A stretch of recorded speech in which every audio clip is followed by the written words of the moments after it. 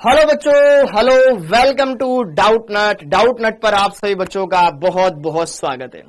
तो आ जाइए जी, आ जाइए, आप सभी का बहुत बहुत स्वागत है बेटा। गुड इवनिंग जी, गुड इवनिंग। आप सभी फटाफट से क्लास को ज्वाइन कर लीजिए।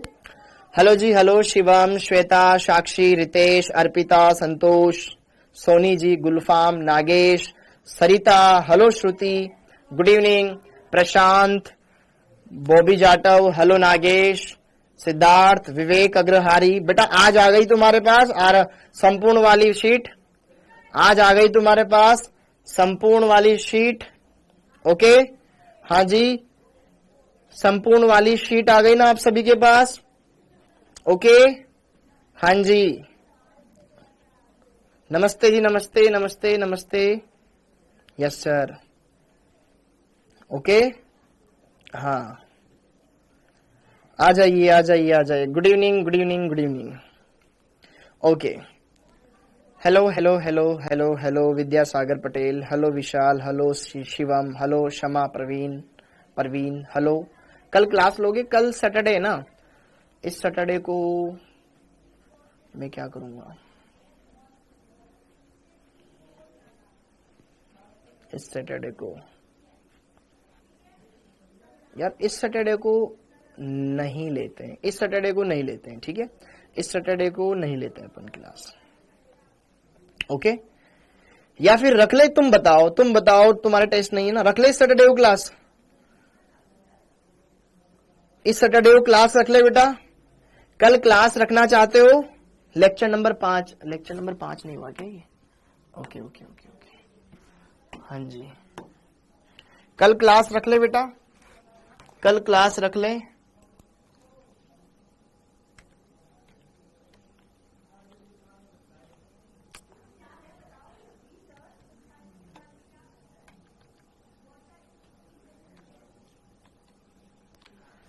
हाँ जी, ओके, क्योंकि अभी तो तुम्हारे टेस्ट भी नहीं आ रहा है इस संडे को बेटा, इस संडे को टेस्ट भी नहीं आ रहा है, इस संडे को टेस्ट भी नहीं आ रहा है। तो रख लेते हैं यार, ताकि अपना क्या होगा कि जो अपनी थोड़ी बहुत जो चीजें हुई है ना, बीच में गैप आ गया था, उस गैप को अपन भर सके। रख लेते हैं यार, रख लेते हैं, ठीक है। कल आपकी क्लास है वही 5:45, आपकी क्लास है 6 बजे से, वही या फिर इसी टाइम पर 5:45 से आपकी क्लास, क्योंकि 4 बजे मेरी आरंभ बैच में क्लास रहेगी। 5:45 से रख ले, क्योंकि ये टाइम है, 5:45 वाला टाइम है मेरे पास। हाँ जी, वेरी गुड बेटा, बहुत बढ़िया। 5:45 पर क्लास रख लेते हैं, ताकि अपना क्या होगा ना, कि ताकि मेरे मन में मलाल नहीं रहेगा यार, मेरी वजह से बच्चों के कुछ दिन की क्लासेस मिस हो गई, ठीक है। 5:45 से रख लें, क्योंकि 4 से 5:30 बजे तक मेरी पेड बैच में क्लास रहेगी। देन उसके बाद मैं फ्री रहूंगा, तो इस टाइम पर तुम्हें पढ़ा दूंगा, ठीक है। ओके, हाँ, तो कल भाई साहब ये तय है, सभी बहुमत के ध्यान पर भारत एक लोकतांत्रिक देश है और बहुमत की सरकार बनती है। तो बहुमत के आधार पर यह तय हुआ है कि 5:45 पर कल क्लास रहेगी। कल तुम्हारी 5:45 पर क्लास रहेगी। सब बच्चे इस बात को ध्यान में रखें। ओके, आपके पास नोटिफिकेशन आ जाएगा, क्लास आपकी चल जाएगी। ओके, ये एक्स्ट्रा क्लास है, रेगुलर क्लास नहीं है। ओके जी, हाँ जी, ओके। अरे पोल वोल नहीं, पढ़ लो। अब आगे बढ़ते हैं, अब आगे बढ़ते हैं और आगे की चीजों को चर्चा में लेकर आते हैं बेटा। आगे बढ़ते हैं, आगे की चीजों को चर्चा में लेकर आते हैं। तो चर्चा में क्या क्या चीजें लेकर आते हैं, थोड़ी सी उन चीजों को देख लेते हैं, समझ लेते हैं। हमने परिचय देख लिया, परिभाषाएं देख ली, मॉडल देख लिए, विद्युत चुंबकीय तरंगे देख ली। ऐसी तरंगे जो कि बिना किसी माध्यम के आसानी से संचरित हो सके, जिनके संचरण के लिए किसी माध्यम की जरूरत नहीं हो, जो निर्वात में भी गति कर सके, प्रकाश के वेग से गति कर सके, जो कि विद्युत और चुंबकीय क्षेत्र के लंबवत गति करती है, हाँ या ना, वो विद्युत चुंबकीय तरंगे कहलाती। जैसे कि रेडियो तरंगे, माइक्रो तरंगे, फिर उसके बाद IR तरंगे, अवरक्त तरंगे, सूक्ष्म दृश्य तरंगे, पराबैंगनी तरंगे, सीक्वेंस में, ठीक है। फिर उसके बाद आता है एक्सरे, फिर आती है गामा किरणें। तो यह सीक्वेंस आपको ध्यान रखना है, किसकी परास कितनी कितनी होती है, ये तरंग धैर्य वाली परास ध्यान रखनी है। ओके, उनके बारे में देख लिया। तो जब हम क्या करते हैं, इन तरंगों को इनकी आवर्ती या तरंग दैर्ध्य के बढ़ते क्रम में जमाते हैं, तो जो स्पेक्ट्रम प्राप्त होता है ना, उसी को बोलते हैं वैद्युत चुंबकीय स्पेक्ट्रम। अच्छा, फिर उसके बाद हमने क्या देखी, उनसे संबंधित छोटी छोटी परिभाषाएं देखी। लैम्बडा क्या होता है, आवर्ती क्या होता है, आवर्तकाल क्या होता है, प्रकाश का वेग क्या होता है, छोटी तरंग संख्या क्या होती है, इनको आपको ध्यान रखना होगा। और हमने C बराबर न्यू लैम्बडा ये देखा। ओके, C प्रकाश का वेग, न्यू आवर्ती है और लैम्बडा तरंग दैर्ध्य है। अगली बात, कब कब कौन सा मान लेना है, ये आपको ध्यान होना चाहिए क्वेश्चन में। अगली बात, ये हमने पढ़ लिया। फिर दूसरा हमने पढ़ा प्लांक का क्वांटम सिद्धांत। भैया प्लांक का, मैक्स प्लांक ने एक क्वांटम सिद्धांत दिया जो कि क्वांटम मैकेनिक्स पर आधारित था। इसने ये बताया कि कोई भी वस्तु, ठीक है, विकिरण के रूप में ऊर्जा की उत्सर्जन या अवशोषण करती है। कोई भी वस्तु क्या करती है बेटा, विकिरण के रूप में ऊर्जा का उत्सर्जन या अवशोषण करती है। तो और ये प्रक्रम सतत न होकर के ऊर्जा के छोटे छोटे पैकेट्स या बंडल्स के रूप में होता है, जिन्हें क्वांटा कहा जाता है और जनरल भाषा में इनको फोटोन अपन बोलते हैं, मतलब फोटोन कहा जाता है, जनरल भाषा में इन्हें क्वांटा या क्वांटम कहा जाता है। और एक फोटोन की ऊर्जा जो होती है उसके द्वारा उत्सर्जित या अवशोषित विकिरण की आवृत्ति के समानुपाती होती है। फिर ये समानुपाती का चिन्ह हटाता E बराबर h न्यू आया था। तो आपको पहली बात तो यहां से ये समझनी होगी कि जिसकी आवृत्ति ज्यादा होती है उसकी ऊर्जा ज्यादा होती है, ये बात समझनी होगी, ठीक है। ओके, दूसरी बात, हमने ये सूत्र देखा था। ओके, ये एक फोटोन की ऊर्जा है। अच्छा, न्यू की जगह हमने क्या रखा था बेटा, C अपॉन लैम्बडा। तो जरा देखो ध्यान से, जिसकी ऊर्जा ज्यादा उसका लैम्बडा कम, क्योंकि ये व्युत्क्रमानुपाती है, ये ऊपर है ये नीचे है, अर्थात लैम्बडा बढ़ाने पर E घटता है। ओके, तो यार ये सारी चीजें हमने ढंग से देख ली, बढ़िया से क्लियर कर ली है। एक फोटोन की ऊर्जा h न्यू, n फोटोनों की ऊर्जा nh न्यू, ठीक है। यहां पे एक फोटोन की ऊर्जा h न्यू, n फोटोनों की ऊर्जा nh न्यू हो जाएगा। बोलो, बहुत सिंपल, बहुत आसान। ये सारी चीजों को हमने पिछले लेक्चर के दौरान देख लिया था। अब आगे बढ़ते हैं। वैद्युत चुंबकीय तरंगे अपना हो चुका है। प्लांक का, अच्छा ये वही आ गया क्या, प्लांक का क्वांटम सिद्धांत हमने देख लिया है। देख लिया है ना सबने, अच्छे से देख लिया, सारी चीजें क्लियर हो गई। ओके, अब आगे बढ़ते हैं और आगे क्या क्या देखते हैं। तो आज हम करेंगे बेटा यहां पर मेन तो बोर का परमाणु मॉडल, बोर का परमाणु मॉडल, बोर का परमाणु मॉडल, इस पर आते हैं, ठीक है।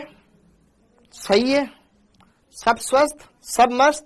आइए चलिए, पहले पिछले लेक्चर के दौरान जो हमने ज्ञान अर्जित किया था उस पर आधारित कुछ प्रश्न लगाते हैं। जैसे कि देखो ध्यान से, यहां पर यह पहला प्रश्न, आपको क्या करना है बेटा, क्वेश्चन के लिए कुछ जगह छोड़ दो, डायरेक्ट आप सोल्यूशन लिखा करो। फिर जब आपके पास स्लाइड आ जाए या जब आप क्लासेस देख के फ्री हो जाओ तो फिर क्वेश्चन लिख लिया करो। ओके, हाँ जी। तो सॉल्यूशन, हाँ जी, क्या दे रखा है, फोटोन की तरंग दैर्ध्य एंगस्ट्रॉम में क्या होगी जिसकी ऊर्जा इतनी है जूल में। मुझे ऊर्जा दे रखी है और लैम्बडा ज्ञात करना है। हाँ जी, दिया क्या है, ऊर्जा, एक फोटोन की ऊर्जा कितनी दे रखी है, 4.38 गुणा 10 की घात माइनस 18 जूल दे रखी है। ज्ञात क्या करना है, लैम्बडा। दोनों का संबंध पता है क्या, हाँ पता है, क्या, चूंकि हम जानते हैं E बराबर hc अपॉन लैम्बडा। E पता है, C प्रकाश का वेग पता है, H प्लांक स्थिरांक पता है, लैम्बडा ही ज्ञात करना है। तो क्या लैम्बडा बराबर ये हो जाएगा hc अपॉन E। बस इस सूत्र में सारे मान टिपका दो। लैम्बडा, H का मान क्या होता है, H का मान क्या होता है, 6.62 गुणा 10 की घात माइनस 34, ये जूल सेकंड के पदों में आता है। प्लांक स्थिरांक, यस और नो, यस। फिर C का मान प्रकाश का वेग 3 गुणा 10 की घात 8, मीटर में ही रखते हैं अभी हम, ठीक है, लास्ट में फिर जब चेंज कर लेंगे, मीटर सेकंड इनवर्स। ओके, हाँ जी, ऊर्जा का मात्रक 4.38 गुणा 10 की घात -18 जूल। अब जरा देखो ध्यान से बेटा, इस बड़ी सी डरावनी सी कैलकुलेशन को मैं बहुत सिंपल करता हूं। देखो यार, देखो जूल जूल कट जाएगा, सेकंड से सेकंड इनवर्स छम हो जाएगा, तो सिर्फ मीटर बचेगा, मतलब आंसर लेमड़ा का मीटर में आएगा। अब देखो इस कैलकुलेशन को अपन ना थोड़ा सा सॉफ्ट करते हैं। लेमड़ा अप्रोक्सीमेट मान निकालते हैं। अप्रोक्सीमेट क्योंकि हमें तो गोला भरना है, चारों में से एक टिक करना है। ओके, तो क्या मैं 6.62 को क्या 6.6 लिख दूं? सिर्फ 4.438 अप्रोक्सीमेट मान, अप्रोक्सीमेशन मतलब लगभग मान 4.38 को क्या 4.4 लिखा जा सकता है? 4.4 लिख दूंगा, क्योंकि दोनों 11 के पहाड़े में आते हैं या 22 के पहाड़े में आते हैं। ओके, हाँ जी। अब जरा देखो ध्यान से, 10 की घात -34 और 10 की घात 8, आधार समान है, घाते जुड़ जाएगी, तो 34 में से 8 गए तो 26, माइनस के 26, नीचे माइनस के 18, माइनस के 8 बच गए, 10 की घात -8 खटाखट। ओके, इसमें आएगा मीटर में आ जाएगा। दशमलव के बाद एक अंक, दशमलव के बाद एक अंक, 3 बार ये कट गया, 2 बार ये कट गया, कितना आ गया? 3/2 गुणा 10 की घात -8 मीटर आ गया। 3/2 का मतलब ना 3/2 आया।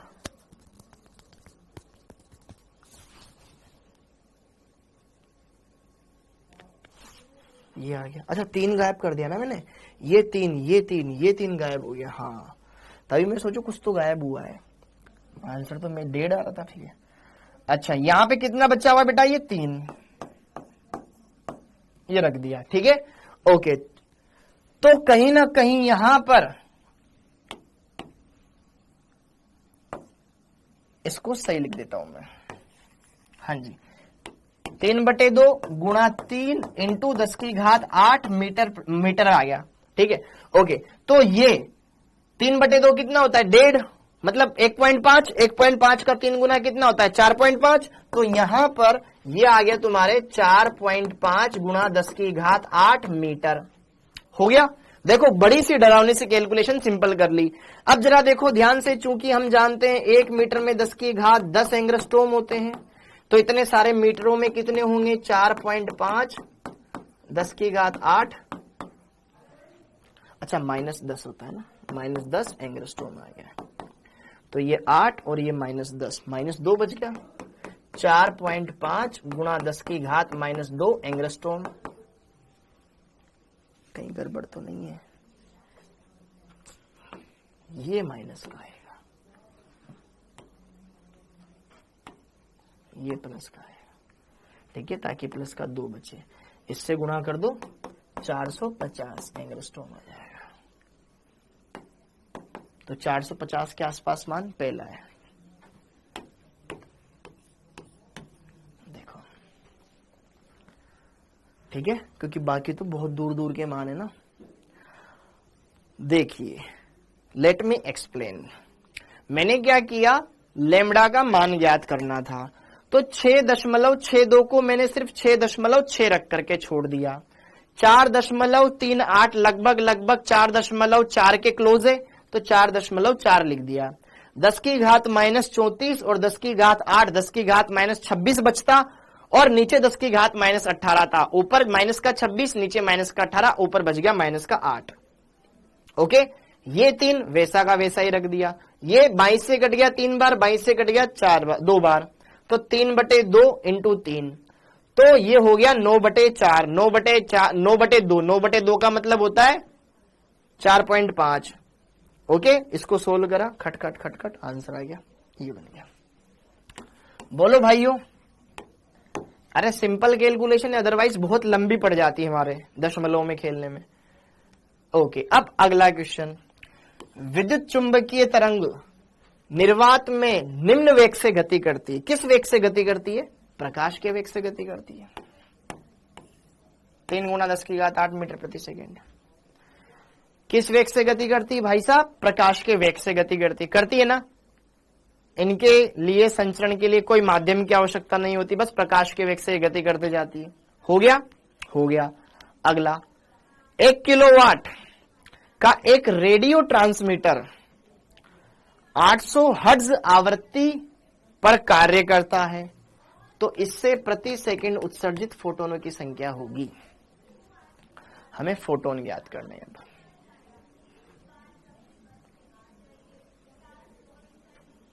कैसे करेंगे?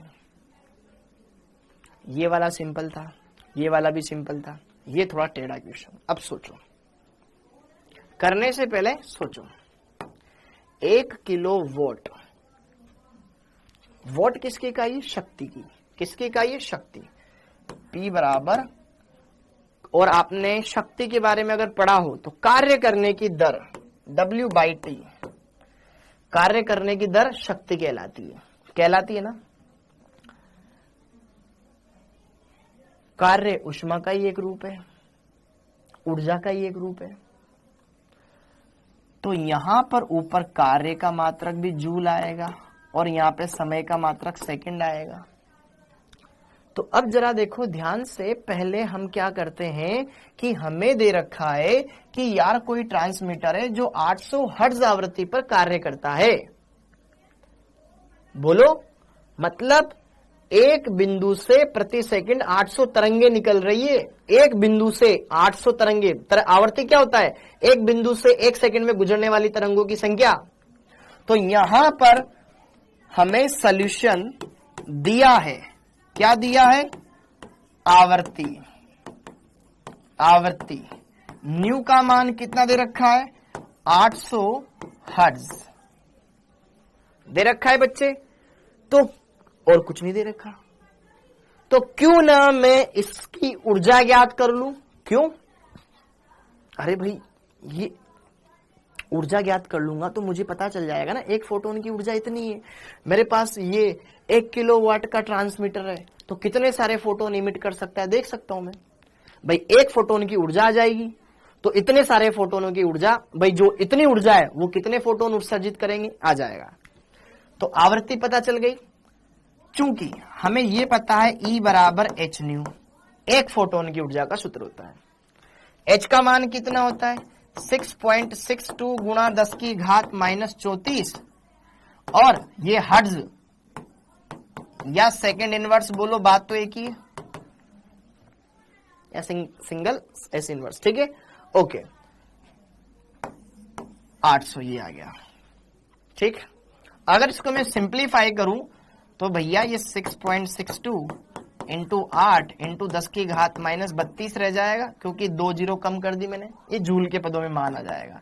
इसको और सिंपल कर लेंगे तो 8 दूनी 16 हासिल लग जाएगा 1, 8 चौक 8 छंग 48, 48 से 1 हो जाएगा 49, हासिल लग जाएंगे 4, 8 छंग 48, 48 4 52, तो 52.96 मतलब 53 के आसपास मान आ रहा है, ठीक है। 53 लिख सकता हूं मैं इसको, इंटू 10 की घात माइनस ये जूल, अप्रोक्सीमेट 53 के आसपास वैल्यू बन रही है, ओके। 53 गुणा 10 की घात -32 जूल ये बन रही है। इसको और सिंप्लीफाई कर दोगे आप तो 5.3 गुणा 10 की घात -31 जूल बन जाएगा, ठीक है, क्योंकि दशमलव जैसे आगे लाओगे घात ऋणांश में घट जाएगी, ओके। हाँ जी, तो ये आ गई एक फोटोन की ऊर्जा।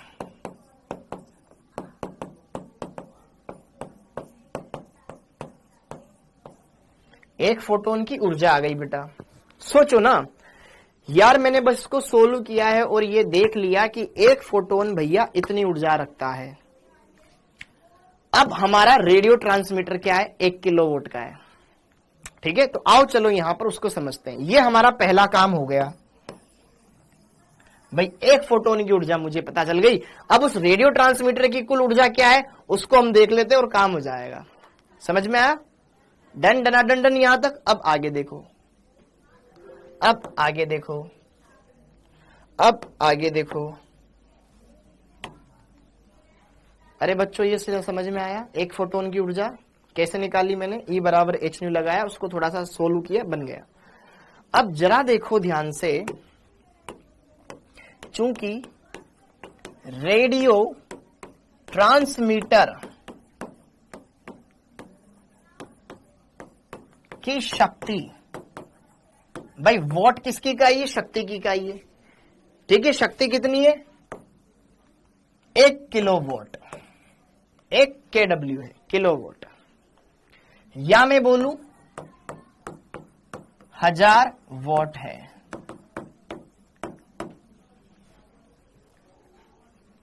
हाँ या ना? है ना? 1000 वोट है, बोलना लल्ला है। अच्छा,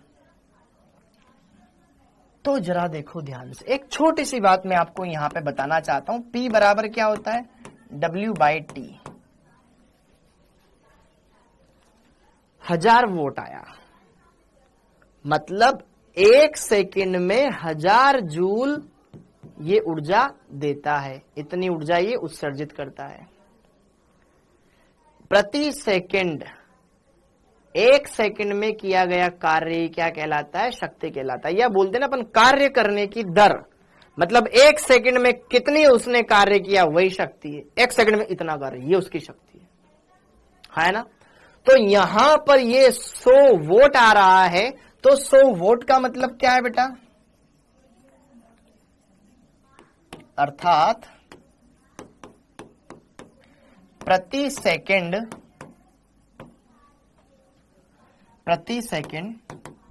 ट्रांसमीटर द्वारा 100 नहीं 1000 जूल कार्य या ऊर्जा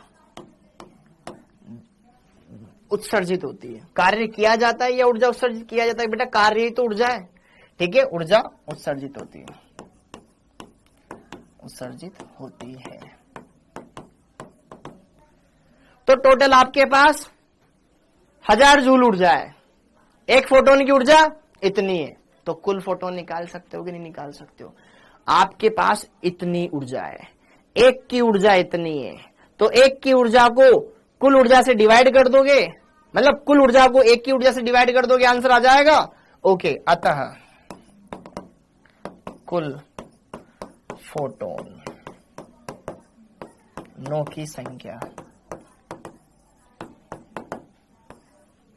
बोलो हाँ या ना? ओके, ये आप शक्ति का सूत्र देख लेना बेटा। P बराबर होता है W/T। W मतलब कार्य, वर्क। ओके, तो यहां पर वर्क की इकाई क्या होती है? जूल, मतलब प्रति सेकंड किया गया कार्य ही तो शक्ति कहलाता है। अर्थात 1 सेकंड में वो जितना कार्य करेगा वही शक्ति है। तो 1 सेकंड में अगर 100 जूल कार्य कर रहा है, अर्थात उसकी शक्ति कितनी हो जाए? मतलब 1000 जूल कार्य कर रहा है तो उसकी शक्ति कितनी हो जाएगी? 1000 वोट। तो यहां पर कुल फोटोनों की संख्या, कुल ऊर्जा, ओके, बटे 1 फोटोन की ऊर्जा।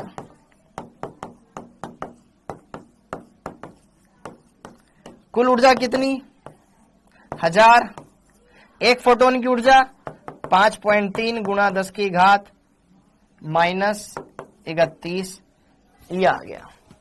तो संख्या आ जाएगी मेरे पास 10 की घात 3 है, ये ऊपर चला जाएगा तो प्लस का हो जाएगा तो 34 हो जाएगा।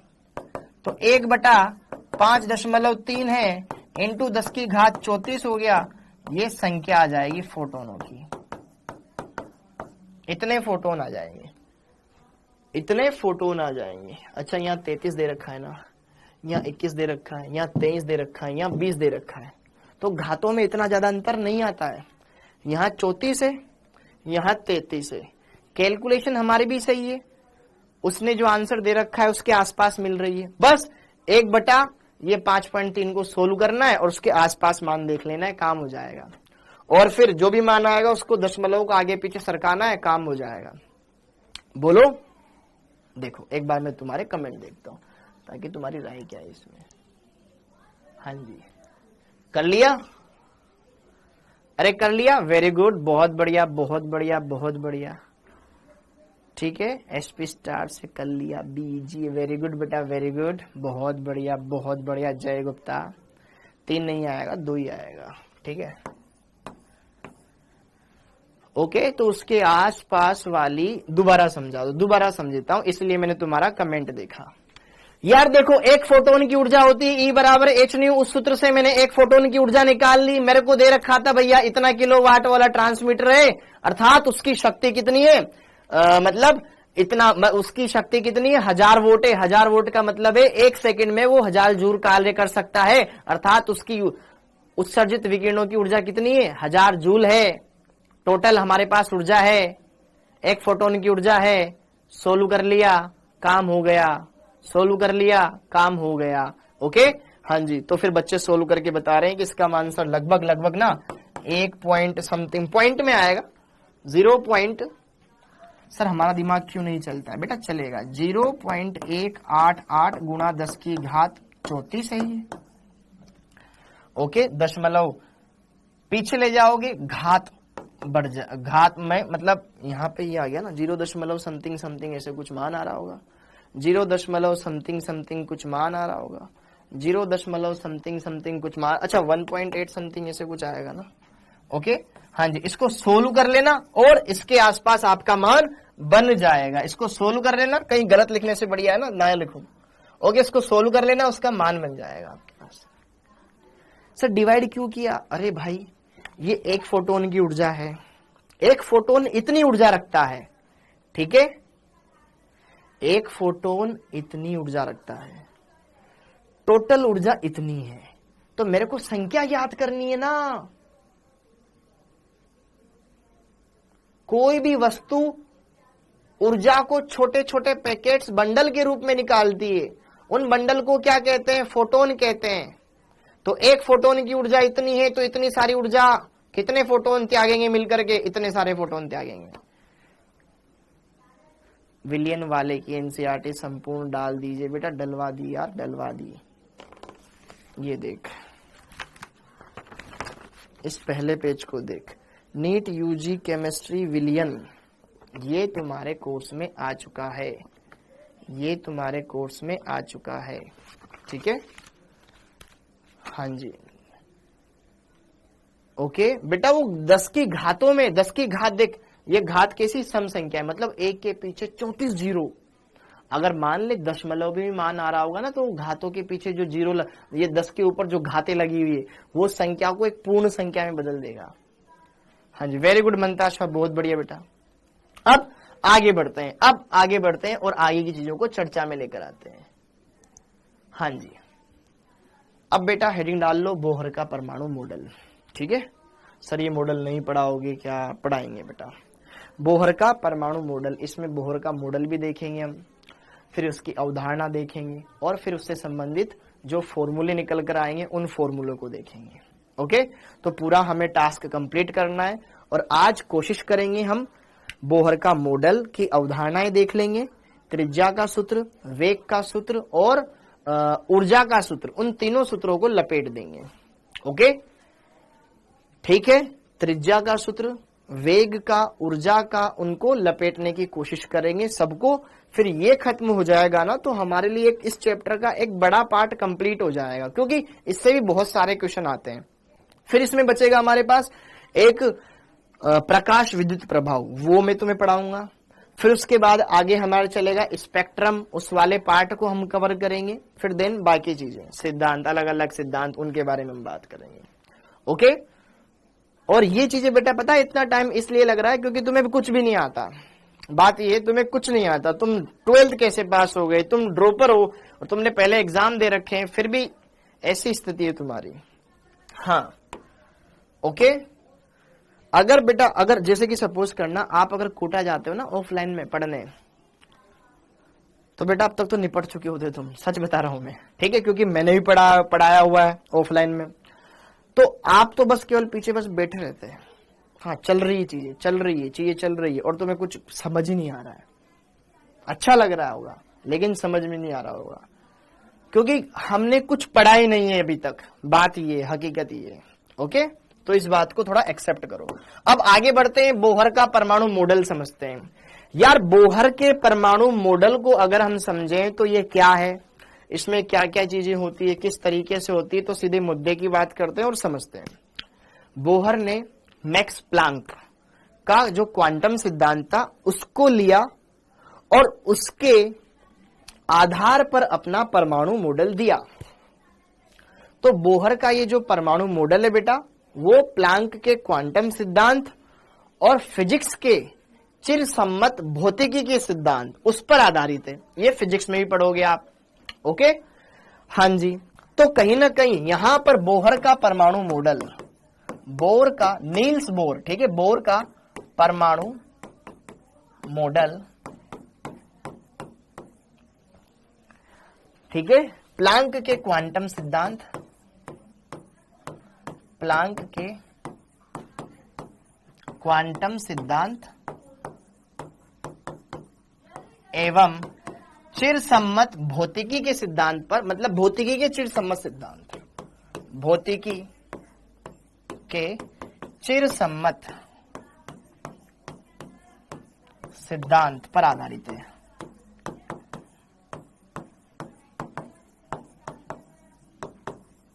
आधारित है। ओके, हाँ जी, क्योंकि यही चीज आप फिजिक्स में भी पढ़ोगे बेटा।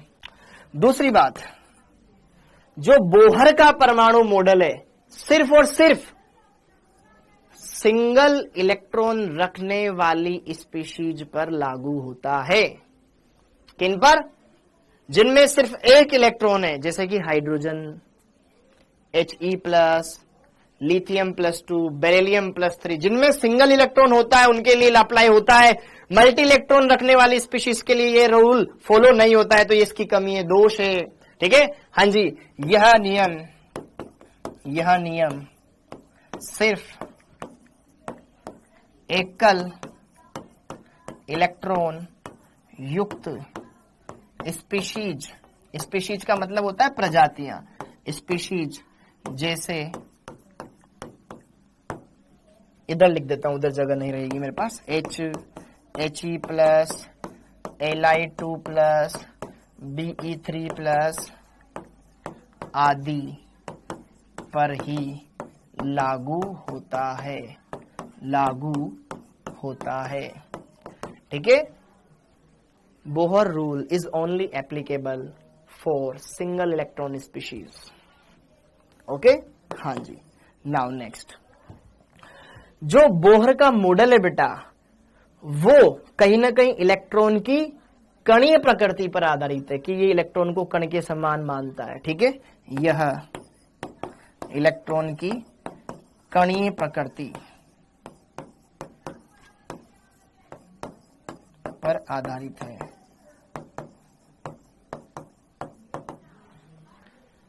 हाँ जी, क्योंकि नाभिक के चारों ओर गति कराता है, तो बिंदुवत आवेश मानते हैं हम इसको, तो कण के समान हम इसको मान के चलते हैं। ओके, समझ में आ रही है छोटी छोटी चीजें? ओके, अब कुछ बेसिक जानकारियां हैं जो मैं आपको दूंगा और आपको मानना है और आपको लिखना है। तो बोहर के कुछ परिकल्पनाएं, बोहर की कुछ अभिग्रहित, बोहर के कुछ पोस्टुलेट्स आए। तो बोहर ने बेसिक इन चीजों पर ध्यान रखते हुए अपनी कुछ बातें बताई, जिसे बोला जाता है बोहर की अवधारणाएं। तो बोहर की अवधारणाओं में क्या क्या चीजें खास है, क्या क्या बिंदु खास है, उनको आपको समझना है, उनको आपको अच्छे से क्लियर करना है। पहली बात आपके भी सामने सारी आ जाएगी।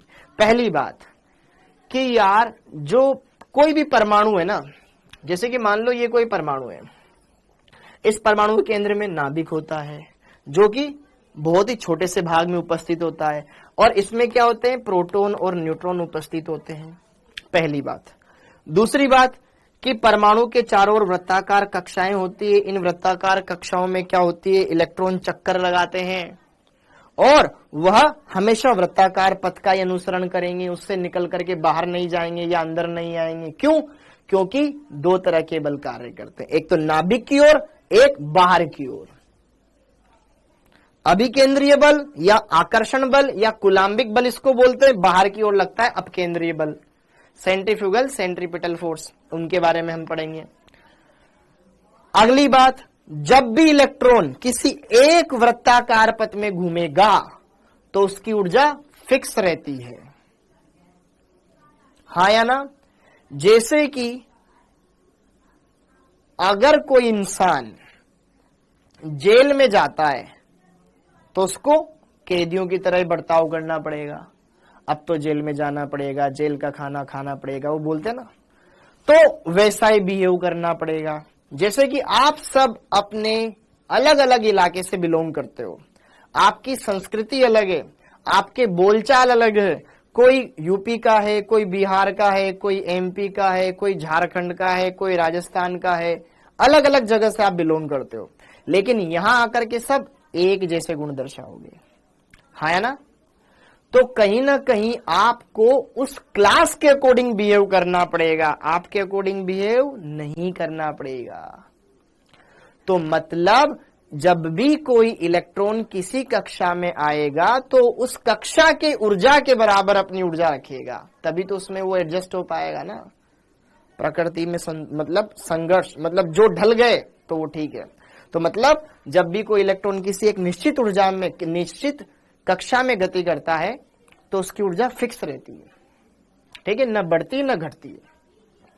और इन निश्चित कक्षाओं को बोलते हैं ऊर्जा स्तर, एनर्जी लेवल, जो फिक्स होते हैं, पहला, दूसरा, तीसरा, चौथा, पांचवा, ऐसे इसने बताया।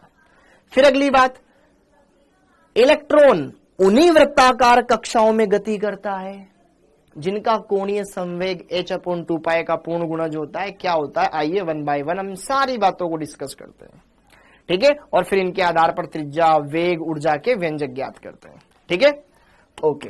तो वन बाय वन हमें एक एक चीज को देखना है, बढ़िया से क्लियर करना है। तो बोहर की प्रथम अवधारणा कोई इतनी ज्यादा खास नहीं है। परमाणु में नाभिक होता है जहां प्रोटॉन और न्यूट्रॉन उपस्थित रहते हैं, ठीक है। नाभिक का आकार बहुत कम होता है, यह परमाणु के केंद्र पर उपस्थित होता है। अच्छा, एक बात यहां पे लिखवा देता हूं, नाभिक का आकार या त्रिज्या कितनी होती है बेटा, 1 फर्मी, 1 फर्मी, या बोले तो 10⁻⁻15 मीटर होती है, ओके। हाँ जी, परमाणु का आकार,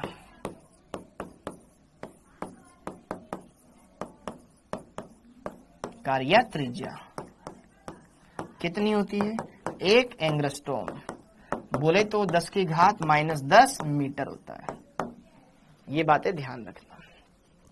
तो फर्स्ट पोस्टुलेट यही बोलता है कि भैया एक परमाणु है, इस परमाणु के केंद्र में एक गोला है जिसमें प्रोटॉन और न्यूट्रॉन पाए जाते हैं, बस, जो कि उसके एक छोटे से भाग में परमाणु के हिसाब से, ओके। तो यह 2 बातें ध्यान रख लेना, बाकी इसमें इतना कोई इंपॉर्टेंट नहीं है, आपके पेपर में नहीं आएगा, ठीक। आगे बढ़ सकता हूं, ओके, आगे बढ़ते हैं। अब द्वितीय अवधारणा, सेकंड पोस्टुलेट। तो सेकंड पोस्टुलेट क्या कहता है बेटा, ऋणावेशित इलेक्ट्रॉन नाभिक के चारों ओर उसी तरह चक्कर लगाते हैं जैसे कि सूर्य के चारों ओर ग्रह, ठीक है, ओके। आप भी चक्कर लगाते हो किसी के। इलेक्ट्रॉन का पथ वृत्ताकार होता है, सर्कुलर मोशन करता है। अब जरा देखो ध्यान से, कोई भी चीज, जैसे कि मान लो ये मैंने बनाया, बहुत बढ़िया, यहां पर ये नाभिक है, इसमें मतलब ये छोटा सा बना लेते ना यार, इतना बड़ा बनाने की क्या जरूरत है, ठीक है, चलो कोई बात नहीं। ये इसका मध्य बिंदु, यहां से लेकर के यहां तक हमारा, यहां पे घूम रहा है हमारा एक मनचला आशिक, ये एक मनचला आशिक यहां पर भटक रहा है, ठीक है, ये एक मनचला आशिक घूम रहा है। अब ये मनचला आशिक इसके चारों ओर एक निश्चित पथ के एक वृत्ताकार पथ में घूम रहा होता है। इस पर 2 बल लगते हैं, एक जो नाभिक पर है धनावेशित बल, एक तो नाभिक पर धनावेश होता है बेटा, ये नाभिक है, इस पर क्या है, धनावेश है। तो एक लगता है धन और ऋण के बीच में आकर्षण बल, जो नाभिक की ओर इसको बुलाएगा आओ, आकर्षण बल। एक लगेगा बाहर की तरफ। जब हम, जैसे कि मान लो अगर मैं किस चीज को घुमा रहा हूं, अगर घुमाते घुमाते छोड़ दूं तो भागेगी सही ना। तो यार ये वृत्ताकार पथ पर कंटिन्यू गति कर पा रहा है, तो आपके मन में पहला सवाल ये आता है कि इलेक्ट्रॉन वृत्ताकार पथ में गति लगातार क्यों कर पाता है, उसका पथ सर्पिलाकार क्यों नहीं हो जाता। क्योंकि प्लांक उसने बोला था ना, मैक्सवेल ने, कि कोई भी गतिशील कण जब लगातार गति करेगा तो उसकी ऊर्जा में कमी आएगी और उसका पथ सर्पिलाकार हो जाएगा। नहीं होएगा। क्यों? क्योंकि अंदर की तरफ लगने वाला बल बाहर की तरफ लगने वाले बल को बैलेंस कर देता है, और बाहर की तरफ बल लगता है बेटा अपकेंद्रीय बल। ठीक है, जैसे कि मौत के कुएं में जो गाड़ियां चलती है, हाँ है ना, तो वो गिरती ही नहीं है, क्योंकि वो एक निश्चित पथ का अंदर की ओर लगता है अभिकेंद्रीय, बाहर की तरफ लगता है अपकेंद्रीय बल। यहां पर अंदर की तरफ इस लगने वाले बल को अपन बोलेंगे कूलाम्बिक बल या आकर्षण बल, कूलाम्बिक बल। हाँ जी, ओके, ताकि ये एक निश्चित दूरी r के वृत्ताकार पथ में लगातार गति करता रहे। तो जरा देखो ध्यान से, नाभिक और इलेक्ट्रॉन के मध्य में लगने वाला आकर्षण बल या कूलाम्बिक बल या स्थिर विद्युत बल इलेक्ट्रॉन पर लगने वाले अपकेंद्रीय बल के बराबर होता है। अब सर इन बलों का मान बताओ। तो चलिए यहां पर कुछ बलों के मान देख लेते हैं। सबसे पहली बात तो आपको यह पता होना चाहिए कूलाम्बिक बल क्या होता है। कूलाम्बिक बल, कूलाम्बिक बल आपने फिजिक्स में पढ़ा होगा बेटा। बल क्या होता है सर? दोनों आवेशों के गुणनफल के समानुपाती होता है और उनके बीच की दूरी के वर्ग के व्युत्क्रमानुपाती होता है। फिर यहाँ पर एक स्थिरांक आता है K1 Q2 upon R square, हाँ है ना, Q1 Q2 upon R square, Q1 Q2 upon R square. अच्छा ठीक है, ये तो होता है कूलाम्बिक बल, अभी ज्यादा इसमें डिटेल में नहीं जाएंगे। हाँ जी, दूसरा होता है अपकेंद्रीय बल, अपकेंद्रीय बल, अपकेंद्रीय बल। हाँ जी, ये लगता है बाहर की ओर, ये नाभिक की ओर, नाभिक की ओर, ये बाहर की ओर बल लगता है, वृत्ताकार पथ से बाहर। इसका मान होता है बेटा mv square upon r। m electron का द्रव्यमान, v उसका वेग है। मान लो ये इस वृत्ताकार पथ पर बेटा v वेग से गति कर रहा है, m इसका क्या है? द्रव्यमान है इलेक्ट्रॉन का। ठीक है, ओके। तो mv स्क्वायर अपॉन r, ये तो कूलाम्बिक बल है, और ये दूसरा क्या है आपके पास? अपकेंद्रीय बल है। और तीसरा होता है बेटा आपके पास काम की चीज यहां पर कोणीय संवेग। ये तीन सूत्र आपके काम आएंगे, इसलिए पहले लिखवा दूं कोणीय संवेग। कोणीय संवेग आप फिजिक्स में ही पढ़ोगे। ठीक है, जब आप रोटेशनल मोशन घूर्णन गति करोगे ना, तो वहां पढ़ोगे कोणीय संवेग। इसका सूत्र होता है mv गुणा r, mvr। m वही वेग, सॉरी m द्रव्यमान, v वेग और r त्रिज्या। तो यहां पर ये तीन सूत्र आपके बहुत काम में आने वाले हैं। तो वृत्ताकार पथ में इलेक्ट्रॉन को बनाए रखने के लिए ये दोनों बल एक दूसरे को बैलेंस कर देते हैं। इस वजह से वहां पर इलेक्ट्रॉन वृत्ताकार पथ में कंटिन्यूअसली मोशन करता रहता है। ठीक है, ओके। और ये कोणीय संवेग ये आपके आगे काम आएगा, इसलिए यहां पर इनको ध्यान में रखें। ठीक, ओके, आगे बढ़ जाए, ये खत्म। अगला जरा देखो ध्यान से, तीसरा तृतीय नियम, ये भी इंपॉर्टेंट, यहां पे काम आ जाएगा। इलेक्ट्रॉन उन्हीं वृत्ताकार पथों का अनुसरण करता है, हर एक कक्षक में घूमता है। इसके भी नखरे हैं कि नहीं तो नहीं, यहीं पर रहूंगा तो यहीं रहूंगा, वहां नहीं जाऊंगा। ठीक है, इलेक्ट्रॉन उन्हीं वृत्ताकार कक्षाओं में चक्कर लगाता है जिनका कोणीय संवेग, क्या, जिनका कोणीय संवेग बोले तो mvr किसका पूर्ण गुणज होता है? h अपॉन 2 पाई का पूर्ण गुणज होता है, h अपॉन 2 पाई का पूर्ण गुणज होता है। जहां n क्या है बेटा? जहां n है बेटा संख्या, उन्हीं कक्षाओं में, कक्षाओं की संख्या ये 1 2 3 4 dot dot dot dot dot, पूर्ण गुणज होना चाहिए, भिन्नात्मक मान नहीं होना चाहिए, पूरा पूरा मान होना चाहिए। अरे ठीक है, mvr बराबर nh अपॉन 2 पाई, ये सूत्र आ गया हमारे पास नया। mvr बराबर NH/2 ये सूत्र आ गया हमारे पास। ये काम आएंगे सूत्र बेटा। ओके, तो ये समीकरण नंबर 1, समीकरण नंबर 2 दे दिया इसको, चलो समीकरण नंबर 3 दे देते हैं, कहीं ना कहीं आगे काम आ जाएगा। तृतीय उदाहरण खत्म, डन डना डन डन। ओके, आगे बढ़ते हैं। अब आती चतुर्थ अवधारणा। चतुर्थ अवधारणा, इलेक्ट्रॉन नाभिक के चारों ओर जिस वृत्ताकार कोश में चक्कर लगाते हैं उन्हें स्थायी कोश कहा जाता है। हाँ जी, क्योंकि इनकी ऊर्जा, इन कोशों में इलेक्ट्रॉनों की ऊर्जा सदैव नियत रहती है। ठीक है, ओके, अभी इसको ज्यादा यहां पे लिखते नहीं, आगे लिख लेंगे इसके बारे में। हाँ जी, नाभिक के चारों ओर, ये नाभिक है, ये पहला कोश, ये दूसरा कोश, ये तीसरा कोश, ये चौथा कोश, ये पांचवा कोश, इस तरीके से n बराबर 1, n बराबर 2, n बराबर 3, n बराबर 4, n बराबर 5, इनको बोलते हैं स्थायी कोश। इनकी ऊर्जा फिक्स रहती है। जैसे कि अगर मैं मान लूं पहले कोश की ऊर्जा E1 है बेटा, दूसरे की ऊर्जा E2 है, तीसरे की ऊर्जा E3 है, चौथे की ऊर्जा E4 है, पांचवे की ऊर्जा E5 है, आगे dot dot dot dot dot कितना भी हो सकता है। ओके, ये नाभिक है। ठीक है, ओके, कोई दिक्कत नहीं आनी चाहिए। ये पहला कोश, दूसरा कोश, तीसरा, चौथा, पांचवा। अच्छा, एक बात और, n बराबर 1 पहले कोश को बोला जाता है मूल अवस्था।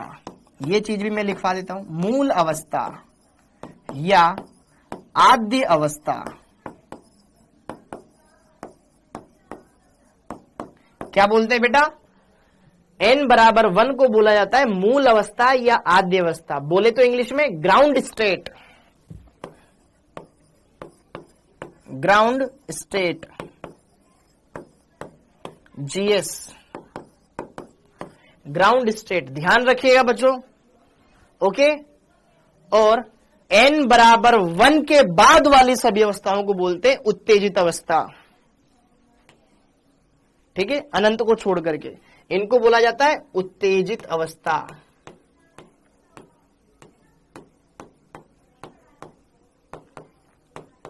एक्साइटेड स्टेट्स,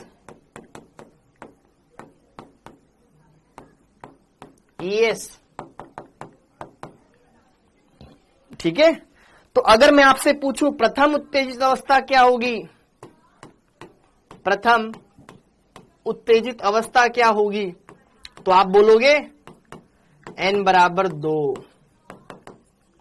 दूसरा कोश प्रथम उत्तेजित अवस्था वो बताएगा।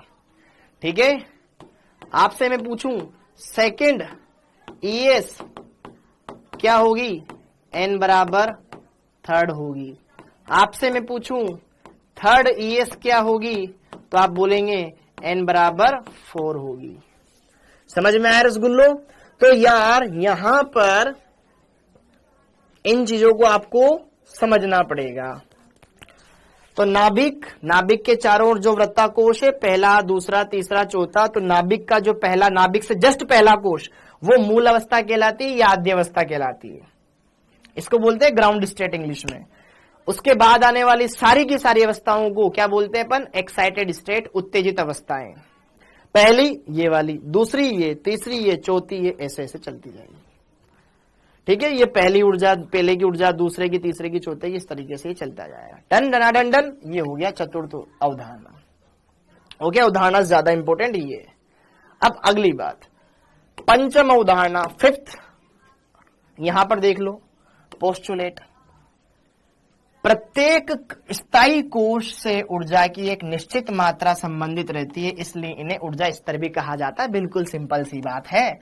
n बराबर 1, 2, 3, 4 फिर या KLMNN को रिप्रेजेंट करते हैं। तो जरा देखो ध्यान से, वापस से वही डायग्राम बना लेते, कोई दिक्कत नहीं है। नाभिक, ठीक है, ये पहला कोश, ये दूसरा कोश, ये तीसरा कोश, ये चौथा कोश, ये पांचवा कोश, ऐसे चलता जाएगा। ठीक है, वही n बराबर 1, n बराबर 2, n बराबर 3, n बराबर 4, n बराबर 5, इस टाइप से चलता जाएगा। n बराबर 1 को k कोश, फिर अगले वाले को m, फिर अगले वाले l m कैपिटल में लिखना, फिर n, फिर आगे o, फिर एंड सो ऑन। चलता रहेगा चलता रहेगा चलता रहेगा। पहले कोश की ऊर्जा E1, दूसरे कोश की ऊर्जा E2, तीसरे कोश की ऊर्जा E3, चौथे कोश की ऊर्जा E4, पांचवे की E5, देन इस तरीके से चलता है। तो आई होप इतनी तो आप बातें जानते हो, कोई बड़ी बात नहीं बताई मैंने। ठीक है, नाभिक से आगे की ओर बढ़ते जाते हैं। हो गया पंचम अवधारणा फिक्स है। ओके, अब ऊपर नीचे कैसे क्या होता है उस पर बात कर लेते हैं। षष्ठम अवधारणा, हाँ जी, तो मान लो जैसे कि सपोज करो, मान लो बेटा, लेट सपोज ये नाभिक है, ये पहला कोश, ये दूसरा कोश, ये तीसरा कोश, मान लो जैसे कुछ कोश है यार, ये XYZ कुछ कोश है ना। अब मान लो हमारा इलेक्ट्रॉन किसी इस कोश में उपस्थित है, यहां पर उपस्थित है। ओके, अब यहां से उच्च ऊर्जा स्तर, उच्च ऊर्जा स्तर का मतलब है आगे वाले ऊर्जा स्तर में, निम्न का मतलब पीछे वाले ऊर्जा स्तर में आना। भाई ये n बराबर 1 है, ये n बराबर 2 है, ये n बराबर 3 है, ये n बराबर 4 है। तो उच्च का मतलब ये है कि यार इलेक्ट्रॉन जब नीचे से ऊपर जाएगा, है ना, तो वो उच्च ऊर्जा स्तर में जाएगा। तो यहां पर जब इलेक्ट्रॉन, समझिएगा, जब इलेक्ट्रॉन निम्न ऊर्जा स्तर से उच्च ऊर्जा स्तर में जाएगा तो ऊर्जा अवशोषित करेगा, क्या करेगा, एब्जॉर्ब करेगा। इसकी अब कितनी ऊर्जा चाहिए, इस कोश की कितनी ऊर्जा है माइनस इस कोश की कितनी ऊर्जा है, दोनों के बीच का ऊर्जा अंतराल, उतनी ऊर्जा उसको चाहिए, हाँ या ना। मान लो आपकी जेब में 10 रुपए हैं, मान लो आपकी जेब में 10 रुपए हैं, लेकिन डेयरी मिल्क तो कितने की आती है, 20 रुपए की। तो आपको कितने और चाहिए, 10 और चाहिए, आपको डेयरी मिल्क मिल जाएगी, हाँ या ना। इतनी ऊर्जा है, इतनी यहां तक जाना है, तो उतनी ऊर्जा चाहिए, तो ऊर्जा एब्जॉर्ब करेगा। ओके, तो यहां पे जरा देखो, जब इलेक्ट्रॉन का संक्रमण एक स्थायी अवस्था से दूसरी स्थायी अवस्था में होता है, तो या तो वो ऊर्जा का उत्सर्जन करता है या अवशोषण करेगा फोटोन के रूप में, हाँ या ना। तो यहां पर एक सूत्र आया आपके पास, डेल्टा ई। डेल्टा का मतलब अंतर, ई का मतलब ऊर्जाओं का अंतर। क्या सूत्र, E2 माइनस E1। E2 का मतलब उच्च ऊर्जा स्तर की ऊर्जा, E1 मतलब निम्न ऊर्जा स्तर की ऊर्जा। समझ में आया, ठीक है, ओके, यस और नो।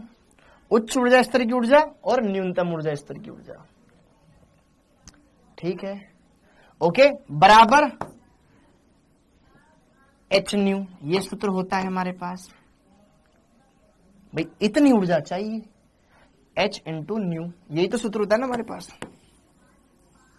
तो जहां, इसको लिख लो बेटा, जहां E1 क्या है, निम्न ऊर्जा स्तर की ऊर्जा,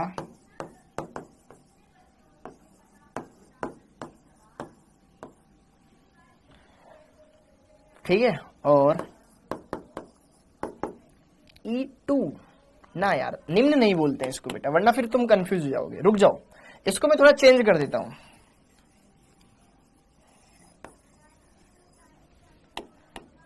E1 उस कोश की ऊर्जा है जिस कोश में इलेक्ट्रॉन था, E2 उसकी ऊर्जा है जिसमें गया है। समझ में आया, या फिर सिंपल, ठीक है, तुम ऐसे ही लिख लो ना यार, E1 निम्न ऊर्जा स्तर की ऊर्जा, निम्न ऊर्जा स्तर की ऊर्जा, और E2 क्या है, उच्च ऊर्जा स्तर की ऊर्जा।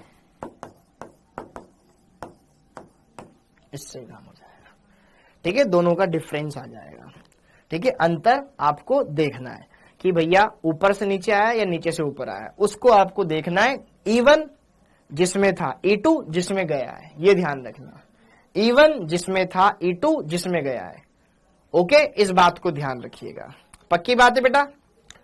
ओके, यहां पर ये सूत्र यही लिखा हुआ है, उच्चतम माइनस न्यूनतम, ई उच्चतम माइनस ई न्यूनतम, मतलब En2 माइनस En1। N2 क्या है? उच्च ऊर्जा स्तर। ठीक है, N2 क्या है बेटा? जिस कोश में गया है। ठीक है, ये N2 है और ये N1 जिसमें गया है, मतलब पहले वाला, और N2 बाद वाला। तो यार इन चीजों को एक बार आप लिख लो अच्छे से, और जब अपन क्वेश्चन करेंगे तो ये अच्छी तरीके से क्लियर हो जाएगा। इससे बढ़िया थोड़ा एक दूसरा डायग्राम बनवाता हूं मैं, ज्यादा अच्छे तरीके से उसमें क्लियर हो जाएगी चीजें। इसकी जगह मैं दूसरा डायग्राम बनवाता हूं, ज्यादा अच्छे तरीके से चीजें क्लियर हो जाएगी। जैसे कि ये परमाणु का नाभिक है, ये परमाणु का नाभिक है अपने पास, ये पहला कोश, ये दूसरा कोश, ये सपोज करो तीसरा कोश। ओके, मान लीजिए इलेक्ट्रॉन इस कोश में है, तो जब ये यहां जाएगा तो इसको ऊर्जा चाहिए, तो ये ऊर्जा ग्रहण करेगा, ये ऊर्जा लेगा।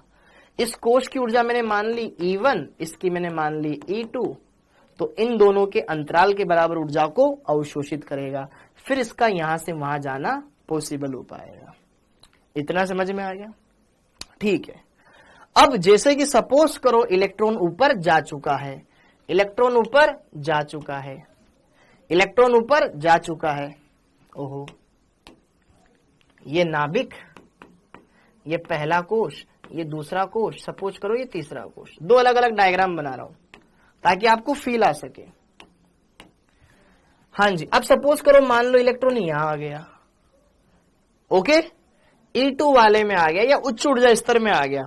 अब इससे निम्नतम वाले में आने वाला है, नीचे आने वाला है, ऊपर से नीचे आएगा, तो इसकी तो ऊर्जा कम है। इसकी वाली अब अपने पास ये E2 है और ये E1 है पहले की जैसा।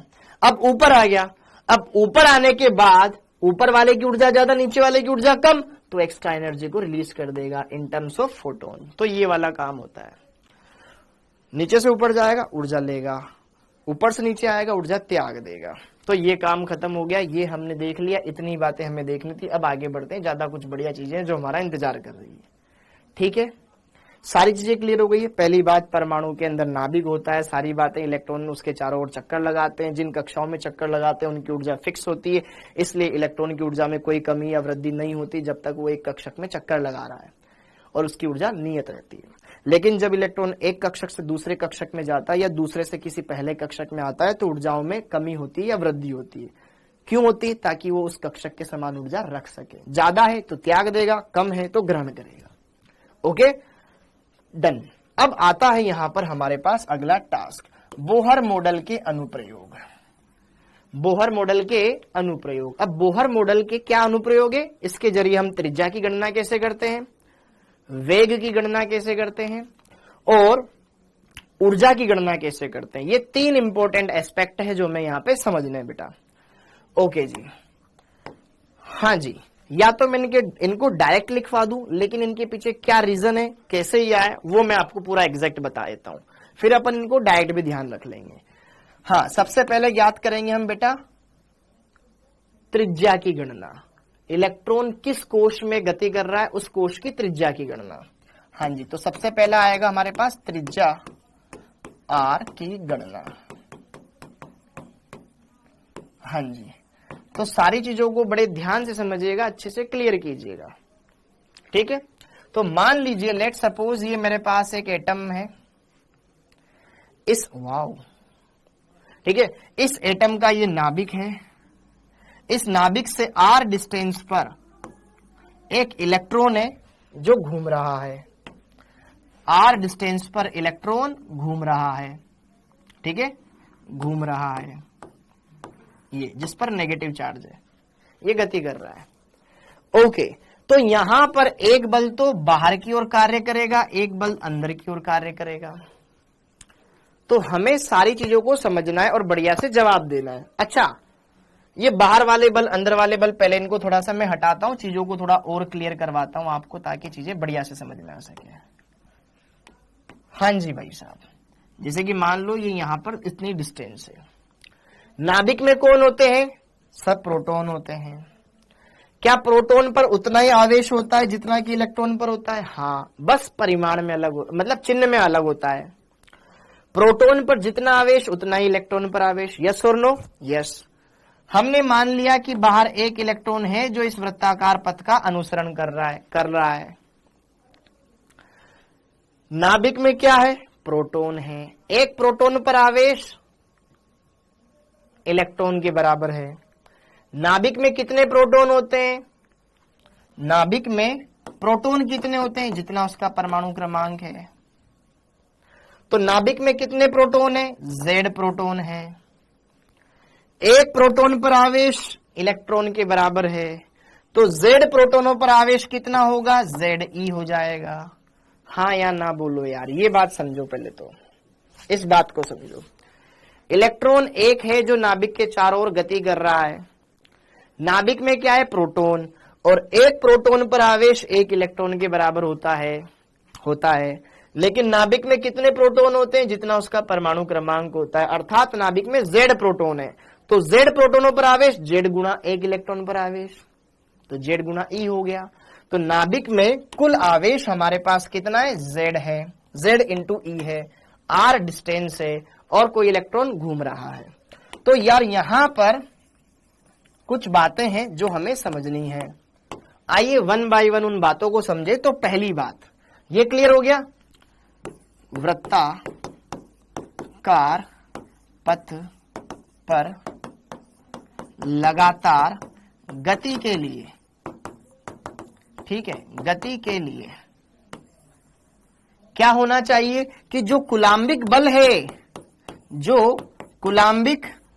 है कहीं ना कहीं वो बाहर की ओर लगने वाले अपकेंद्रीय बल के बराबर होना चाहिए।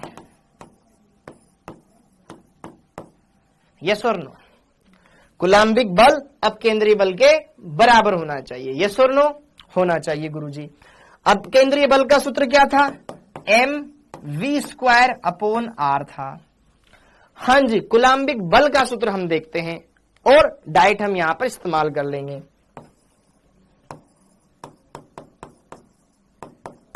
कूलाम्बिक बल क्या था? K Q1 Q2/r², K Q1 Q2/r², यही था। Q1 ये आवेश, Q2 ये आवेश, R दोनों के बीच की डिस्टेंस। अपन सिर्फ परिमाण लेंगे, सिर्फ और सिर्फ परिमाण लेंगे।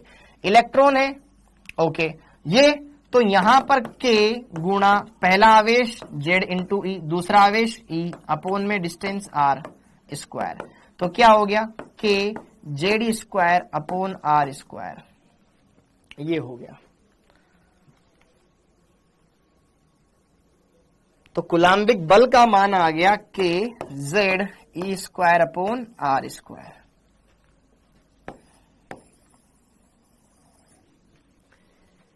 बोलो जी बोलो। ये है जिसकी वजह से ये वृत्ताकार पथ पर लगातार घूर्णन गति करता है। हाँ, अब वो 3 इक्वेशन थी ना जो, उनको रहने दो। यहां पे हमारे पास आ गए, इसको दे दिया मैंने समीकरण नंबर 1, क्योंकि यहीं से हमारा सारा काम हो जाएगा।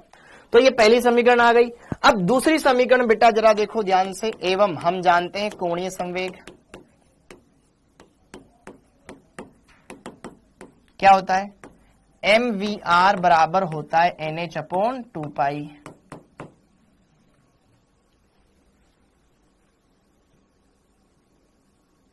nh/2π होता है, ये दूसरी समीकरण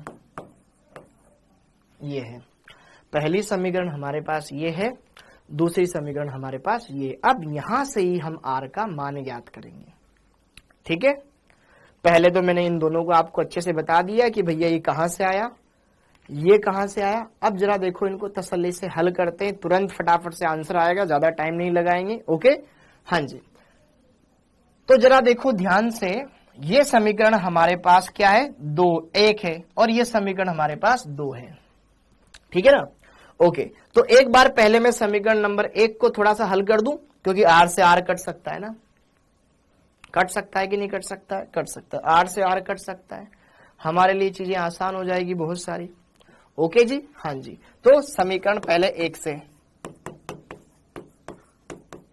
समीकरण 1 को अगर मैं दोबारा देखूं तो k z square upon r square बराबर हो गया m v square upon r. तो एक आर से एक आर छम छम। अगर मैं यहां से वी स्क्वायर का मान निकालूं बेटा तो वी स्क्वायर का मान कितना आ जाएगा, k z e square upon m into r. आएगा कि नहीं आएगा? आएगा रसूलो, आएगा आएगा। ये हो गई मेरे पास समीकरण नंबर 3। क्यों निकाला मैंने ये मान अभी मैं आपको बताऊंगा। समीकरण नंबर 2 को देखो, समीकरण नंबर 2 से, समीकरण नंबर 2 से बस यहां पे मैं तुम्हें एक फॉर्मूला डेराइव करवाना चाहता हूं, तुम्हारे काम आएगा, ठीक है, इसलिए बाकी और कोई मतलब नहीं है। डेरिवेशन अपने केमिस्ट्री में इतने नहीं आएंगे, बस एक चीज के लिए मैं करवाना चाह रहा हूं। हाँ, यहां समीकरण नंबर 2 में क्या था, एम वी आर बराबर एन एच अपॉन 2 पाई था, तो यहां से भी v का मान निकाल लो। v का मान क्या आ जाएगा, एन एच अपॉन 2 पाई एम आर आ गया। ये समीकरण नंबर 4। देखो ध्यान से देखो, क्या समीकरण नंबर 4 से v का मान समीकरण नंबर 3 में रख सकते हैं और एक हमारे पास r का एक फॉर्मूला बनेगा, वही हमारे सारी वैल्यूज देगा। हाँ जी, ये क्लियर हो गया। समीकरण नंबर 3 से इसको हल करा, समीकरण नंबर 2, समीकरण नंबर 1 से ये हल करा, ये हल करा। तो हम क्या करेंगे, समीकरण 4 से समीकरण 3 में मान रखने में v का, किसका, v का मान रखने पर, v का मान रखने पर, तो अगर बेटा मैं v का मान रखूंगा तो v का मान क्या है, NH अपॉन 2 पाई एम आर। इस v की जगह रख देता हूं, रख दूं तो जरा देखो ध्यान से, NH अपॉन 2 पाई एम आर रख दिया, v की जगह उसका है स्क्वायर। ये किसके बराबर है, के z e square upon M R के बराबर है। तो इसको थोड़ा सा सोल्व कर लिया जाए। n का स्क्वायर n स्क्वायर, h का स्क्वायर h स्क्वायर, तो ऊपर आ गया n square upon h square. 2 का स्क्वायर कितना हो जाएगा, 4। पाई का स्क्वायर कितना हो गया, पाई स्क्वायर। m का स्क्वायर m स्क्वायर, r का स्क्वायर r स्क्वायर। इधर क्या बच गया, k z e square upon m into r. बोलो जी बोलो, कट क्या रहा है, सिर्फ m से एक m, r से एक r कट रहा है। बाकियों को हम अगले पेज पे लिख देते हैं। बस क्या कर रहा हूं बेटा, यहां से देखो r इधर भेज रहा हूं, बाकियों को नीचे भेज रहा हूं। मैं क्या करूंगा, r को उधर भेज करके सबको नीचे रख दूंगा, तो एक तरफ r बच जाएगा, बाकी तरफ पूरा मान बच जाएगा। बस वही मान निकालना है। हाँ जी, तो मैंने एक तरफ r रख लिया, बाकी तरफ ये n स्क्वायर h स्क्वायर बच गया, 4 पाई स्क्वायर m बच गया, 4 पाई स्क्वायर m बच गया, एक m बच गया ना, r उधर भेज दिया, के जेड ई स्क्वायर बच गया, के जेड ई स्क्वायर, ये आ गया। ये हमारे पास एक इंपॉर्टेंट फॉर्मूला आ गया। हाँ जी, डन। समीकरण नंबर 5 दे दो इसको। बस यहीं से सारे मान निकलते जाएंगे धड़ाधड़, अब कुछ नहीं करना। तो जरा देखो, इतना नोट डाउन कर लो पहले। सिंपल है सब कुछ, कोई ऐसा डिफिकल्ट टास्क नहीं है, सब कुछ हो जाएगा, बढ़िया से हो जाएगा, मजे में हो जाएगा, ठीक है। अब इधर देखो, समीकरण 5 में हम ये काम किसके लिए कर रहे हैं, इलेक्ट्रॉन के लिए। समीकरण 5 में h का मान पता है, 6.62 गुणा 10 की घात -34 जूल सेकंड, वो हमें पता है। पाई का मान 3.14 पता है। m इलेक्ट्रॉन का द्रव्यमान पता है ना, 9.1 गुणा 10 की घात -31 किलोग्राम। z परमाणु क्रमांक है। E इलेक्ट्रॉन पर आवेश है, 1.6 इंटू 10 की घात -19। तो H पाई M, अच्छा K क्या होता है, बल नियतांक होता है, इसका भी मान बता दूंगा। E का मान रखने पर, बस एक बार मान बता दो। चलो h का मान 6.62, जिसको याद है लिख लो, जिसको नहीं याद, जिसको याद है मत लिखो, जिसको याद है लिख लो। 6.62 गुणा 10 की घात माइनस 34 जूल सेकेंड पहला। पाई का मान 3.14, m का मान 9.1 इंटू 10 की घात माइनस 31 किलोग्राम। हाँ जी, k का मान जो कि बल नियतांक होता है, इसका मान होता है बेटा 9 गुणा 10 की घात 9, 9 गुणा 10 की घात 9 न्यूटन मीटर स्क्वायर पर कूलम स्क्वायर, ये होता है। और ई आवेश 1.6 गुणा 10 की घात माइनस 19 कूलम। ये सारे मान जब इस सूत्र में रखेंगे तो हमारे पास बहुत ही प्यारा सा मान निकल करके आएगा। और वो मान क्या होगा, आइए जरा बात करें। तो जरा देखो ध्यान से, ऊपर क्या n स्क्वायर बच गया, नीचे 4 पाई स्क्वायर m के ई स्क्वायर, सबके मान रखने में आए होंगे। तो r बराबर 0.529 ये आता है, 0.529 इंटू ऊपर बच गया n स्क्वायर, नीचे बच गया z, एंगस्ट्रॉम के पदों में ये मान निकल करके आता है। और यही हमको ध्यान रखना है। बोलो रसगुल्लो। r बराबर 0.529 n स्क्वायर बाई z, जहां n क्या है, कोशों की संख्या, कोश n क्या है, कोश, किस कोश में इलेक्ट्रॉन है उसके बारे में, z परमाणु क्रमांक और r कोश की त्रिज्या है।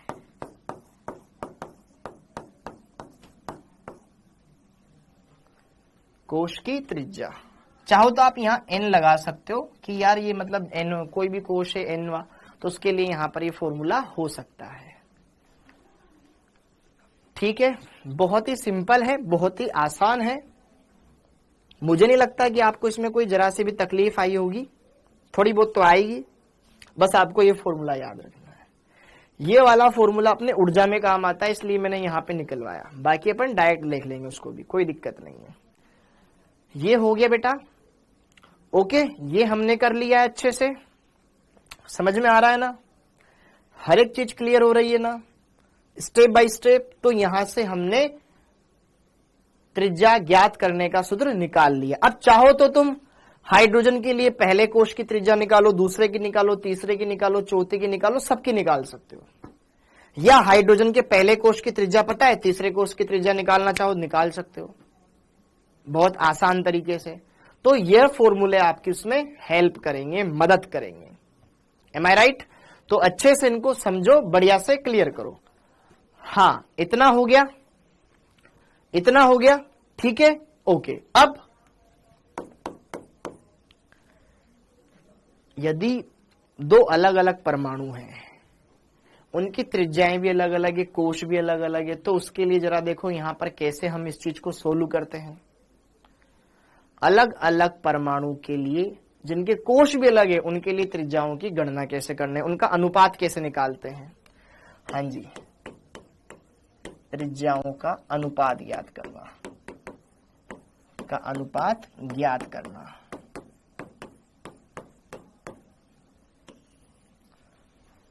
देखो, माना पहले एटम के लिए,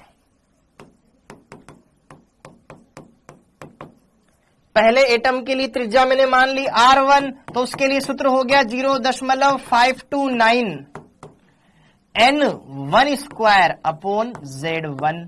पहले के लिए सब कुछ पहला।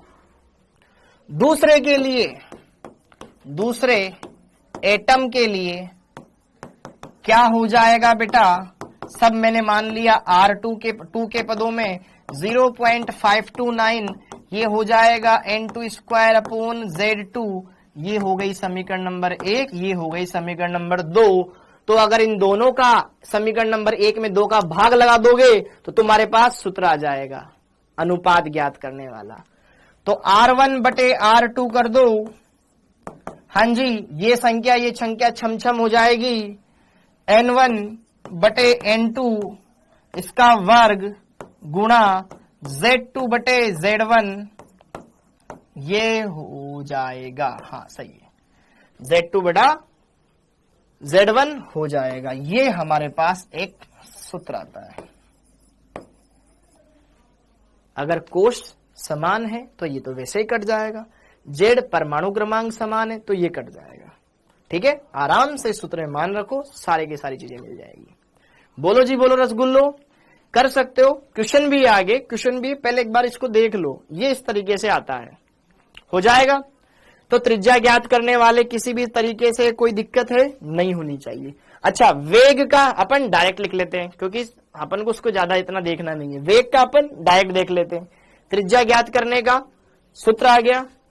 त्रिज्या ज्ञात करने के लिए ये चीजें क्लियर हो गई। अच्छा, यहां से इसको बोल देते हैं समीकरण नंबर 6। इसको समीकरण नंबर 6 दे दो बेटा, कुछ बातें मैं बताता हूं। समीकरण नंबर 6 दे दिया, ओके, ये हमने समझ लिया। ओके, एक बात यहां से लिख लो, समीकरण 6 से भाई वापस से एक बार सूत्र लिख देता हूं, कोई दिक्कत नहीं है। 5 to 9 n² बाई Z, ये हमारे पास सूत्र था ना। तो जरा देखो ध्यान से, कहीं ना कहीं ये सीधा सीधा हमें समझ में आ रहा है कि R किसके समानुपाती है, n² बाई Z के।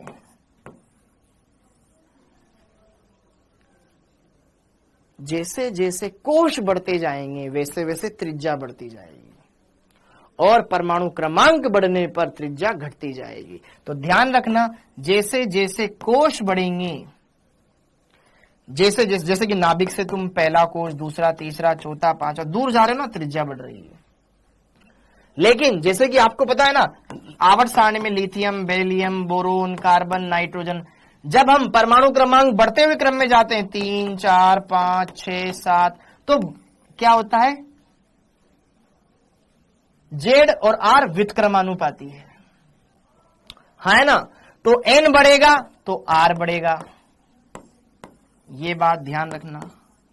ओके, लेकिन अगर Z का मान बढ़ता जाएगा, N सेम रहे, कोश समान हो, Z चेंज हो जाए, तो बेटा Z बढ़ने पर R का मान घटता जाता है। तो ये कुछ बातें ध्यान रखना, ठीक है। बाएं से दाएं चलने पर त्रिज्या घटती है ना। ये कब आएगा, जब Z समान हो, मतलब परमाणु क्रमांक समान हो, और ये जब कोश समान हो।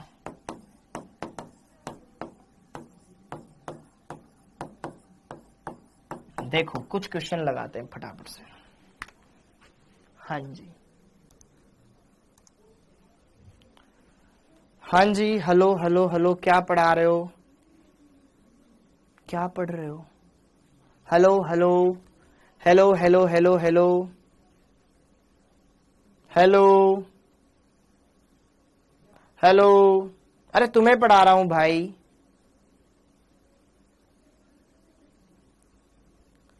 ओके, हेलो, समझ में आया बेटा? ये शर्तें ही हैं कि इलेक्ट्रॉन इलेक्ट्रॉन उसी में चक्कर लगाए जिसका कोणीय समय h/2 पाई का पूर्ण गुणज होता है। हाँ जी, कौन सी चीजें, ये समझ में नहीं आया? अरे ये संबंध R बराबर 0.529 n² बाई Z, ये क्लास 11th का है बेटा, ये क्लास 11th का है बेटा। आप क्वेश्चन कर ले थोड़ा सा, ये डेरिवेशन याद नहीं रखना, ये डेरिवेशन याद नहीं रखना, चाहे तो अभी भूल जाओ, पेज फाड़ के फाड़ दो। बस ये इसलिए बताया ताकि अपन ये सूत्र डेराइव कर सकें, क्योंकि ये भी ऊर्जा में डायरेक्ट काम आएगा। ओके, हाँ जी, R का मान, ये वाला सूत्र ध्यान रखना है। ओके, हाँ जी, त्रिज्याओं का अनुपात ज्ञात करना हो, अलग अलग परमाणु है, उनके अलग अलग कोश है, उनकी त्रिज्याओं का अनुपात ज्ञात करना है, तो सिंपल इस वाले सूत्र में रख दो, मान खत्म हो जाएगा। और वापस से मैंने यहां पर ये बताया कि R किस तरीके से N और Z के ऊपर डिपेंड करता है। अगर Z सेम है तो सिर्फ R N के ऊपर ही डिपेंड करेगा, मतलब N बढ़ने पर R का मान बढ़ता जाएगा। नाभिक से दूर चलते जाएंगे तो त्रिज्या बढ़ती जाएगी, पढ़ते ना पीरियोडिक टेबल में, लेकिन अगर बाएं से दाएं चलते हैं तो आकार घटता जाता है सर। आवर्त सारणी में बाएं से दाएं चलने पर आकार घटता है, ऊपर से नहीं चलने पर कोष बढ़ते जाते हैं इसलिए आकार बढ़ता है। ओके, अब जैसे कि देखो यहां पर कुछ क्वेश्चन लगा लेते हैं। ये हाइड्रोजन की first, second, third, fourth Bohr कोष की त्रिज्या ज्ञात करो। पहले, दूसरे, तीसरे, चौथे, तीसरे अगले कोष की त्रिज्या ज्ञात करो। बेटा 0.529 होता है, ठीक है। हाँ, सॉल्यूशन किसके लिए? हाइड्रोजन के लिए। हाइड्रोजन के लिए Z बराबर कितना होता है? 1 होता है। क्या ये कर सकते हो? Z बढ़ने पर कोष बढ़ते हैं ना बेटा, एक आवर्त में नहीं बढ़ते, ऊपर से नीचे जाते तब बढ़ते हैं। हाँ, वेग भी कर लेंगे, पहले इसको निपटा ले, एक क्वेश्चन तो कर ले पहले। हाँ जी, Z हाइड्रोजन के लिए क्या होता है? V बराबर 1 होता है। तो त्रिज्या ज्ञात करने का सूत्र, चूंकि हमें पता है R बराबर क्या होता है? 0.529 n square by Z। Yes और नो? अब Z का मान तो 1 हो गया ना, तो 0.529 इंटू n स्क्वायर ही रह जाएगा एंगस्ट्रॉम के पदों में मान। तो आप, अरे इस सूत्र में मान रखना है लल्ला। पहला n बराबर 1 के लिए,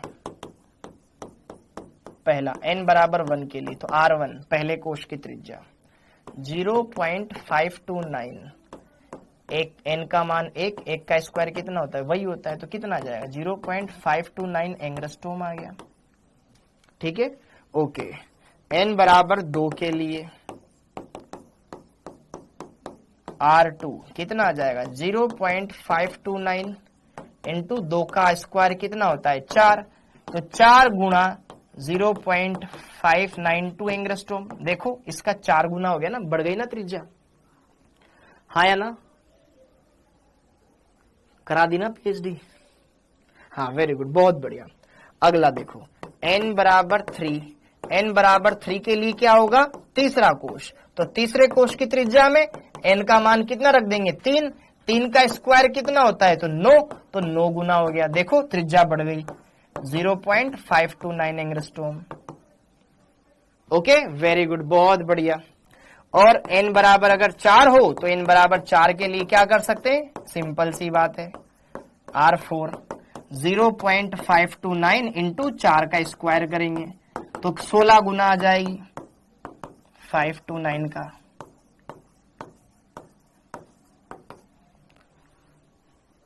बोलो बोलो बोलो बोलो, कर सकते हो, कर सकते हो, कर सकते हो।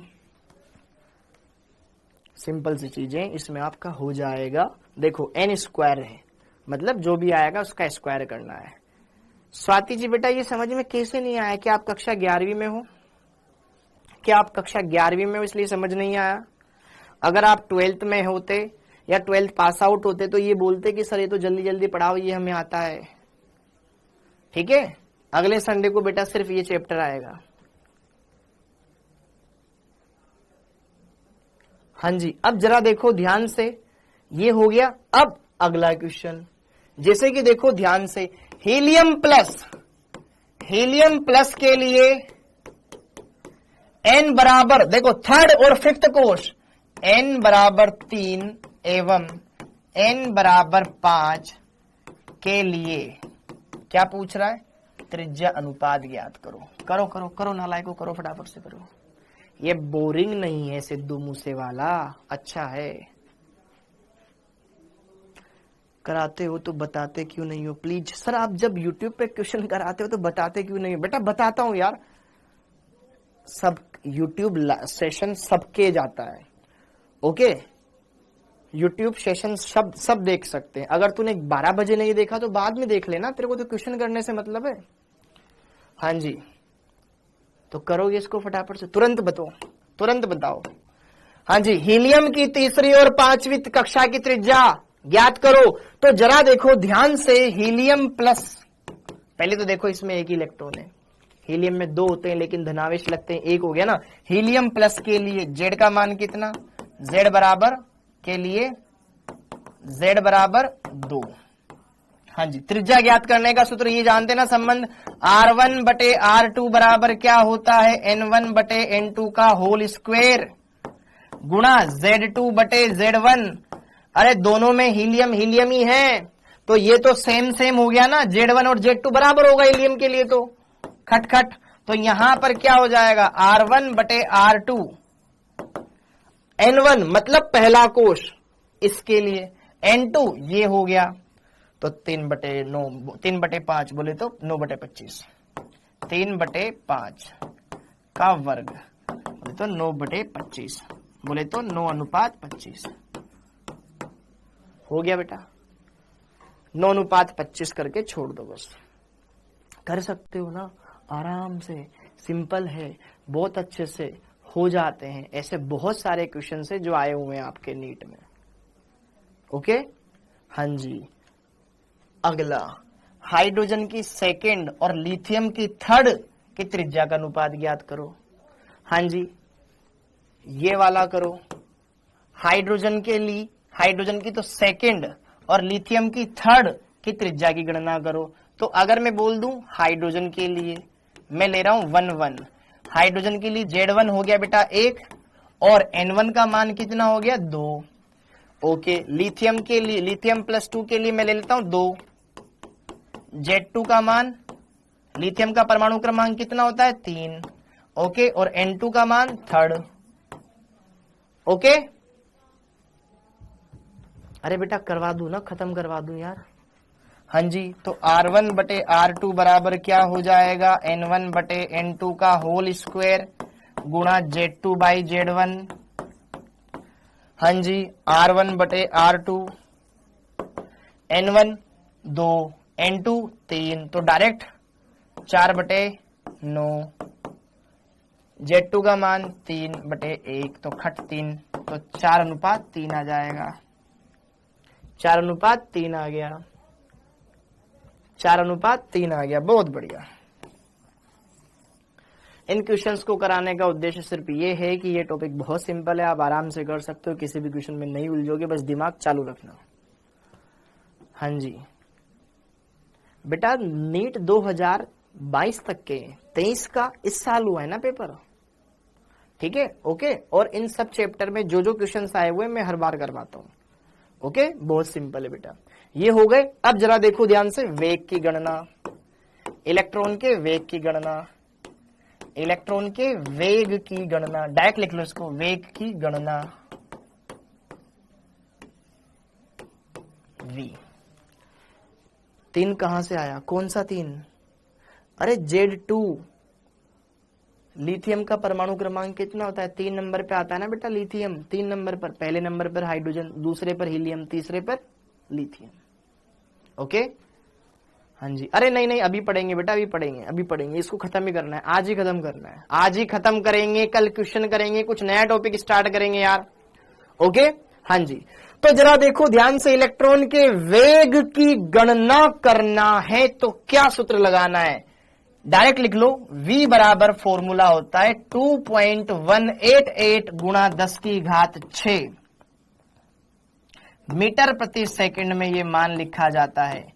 इनटू में आता है Z/n, ध्यान रखिएगा, ये है वेग ज्ञात करने का सूत्र, किसी भी कोश में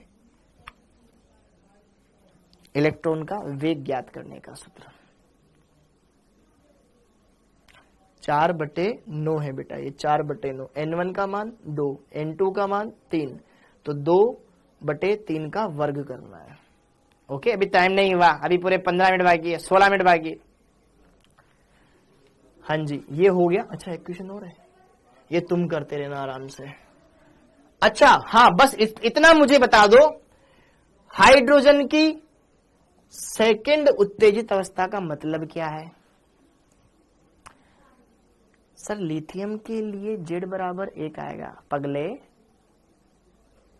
लिथियम का परमाणु क्रमांक 3 होता है, हाइड्रोजन का 1।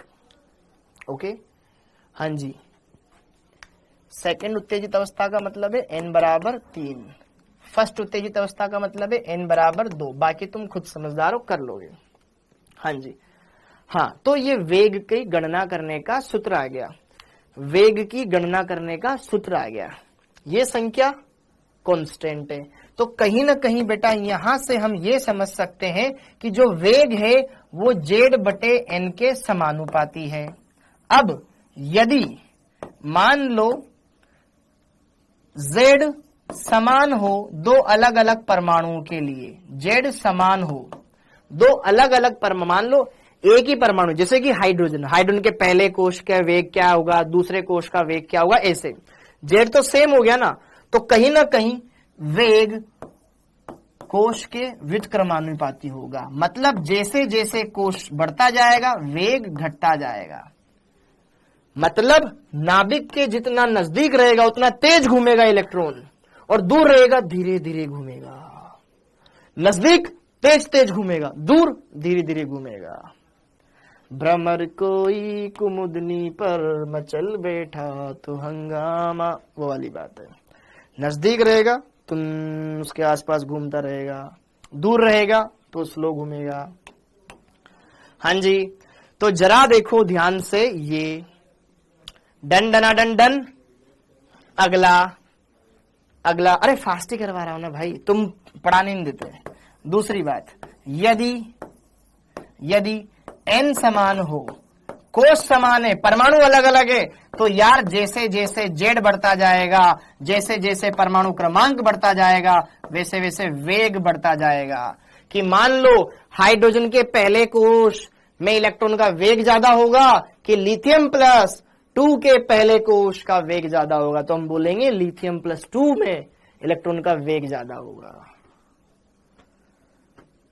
हाँ या ना, हाँ या ना, बोलो। इन दोनों बातों को समझना है, क्लियर हो जाएगा, इनसे सब कुछ हो जाएगा, कुछ बाहर से नहीं आएगा। टाइम नहीं हुआ, मेरे पास भी घड़ी है, ये देख घड़ी है, ये घड़ी टाइम बता रही है 19:17, मतलब 7:17। बेटा घड़ी, आपकी घड़ी खराब हो रही है, घड़ी खराब हो रही है आपकी। हाँ जी, अच्छा अपना टाइम हो गया है, 7:30 बजे आपकी अगली क्लास है। ओके, ब्रेक चाहिए क्या? ब्रेक लोगे? ले लो यार, किटकेट एक ब्रेक तो बनता है। ओके चलो, ओके चैप्टर कंप्लीट नहीं हुआ है सर, सॉन्ग पूरा करो पहले, बस बस बस बस बस। तो आई होप यार आज का टॉपिक आपको समझ में आया होगा, बहुत ही सरल था, बहुत ही आसान था। बेटा मैं स्पीड थोड़ी इसलिए भी नहीं बढ़ा पाता हूं कि अगर बाई चांस मैं स्पीड बढ़ा दूंगा ना, तो क्योंकि तुम सामने नहीं हो, क्या पता तुमने नोट करा या नहीं करा, फिर तुम बोलोगे सर हम तो नोट ही नहीं कर पाते, उस वजह से। बाकी तो आप कोशिश करें जैसे जैसे मैं लिखवाता जाता हूं साथ के साथ लिखते रहें, ओके। और फिर मैं रुक करके उसको एक्सप्लेन भी करता हूं, ऐसा नहीं है कि मैं कंटिन्यू छपाए जा रहा हूं, समझा नहीं रहा हूं। तो आप साथ के साथ लिखते रहें और आगे बढ़ते रहें। तो बाय बाय बच्चों, बाय बाय। आप सभी का बहुत बहुत धन्यवाद। ऐसे ही पढ़ते रहें बेटा, और थोड़ा सा पहले आगे से पढ़कर आए तो आपको चीजें जल्दी समझ में आएगी और अच्छे से सारी चीजें कवर कर पाओगे। और अगर बाई चांस आपने कक्षा 11वीं का भी चैप्टर नहीं पढ़ा हुआ है तो थोड़ा बेटा आपके लिए दुख रहेगा, मुझे पढ़ा क्यों नहीं आपने पहले। थैंक यू बच्चों, बाय बाय, जय हिंद।